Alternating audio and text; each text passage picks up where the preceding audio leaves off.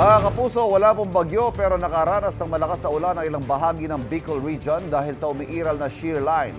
Kinilangang ilikas sa mga residente sa Sorsogon, Albay at Catanduanes na natrap sa baha.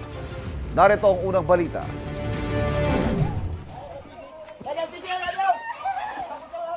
Gumamit na ng lubid ang mga taga-barangay Bulabog sa Sorsogon City para makalikas sa lampas baywang na baha. Kasunod yan ang naranasang pag-ulan doon. Perwisyo rin ang baha sa mga motorista.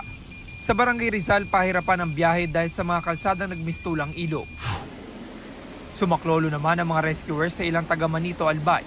Tumaas kasi ang antas ng tubig sa ilog doon. Kailangang ilikas sa mga residente. Kabi-kabilang baha at landslide rin ang naitala sa bayan. Nagbabala naman ang FIBOC sa mga residenteng malapit sa Bulkang Mayon na posible ang pagdaloy ng lahar mula sa bulkan.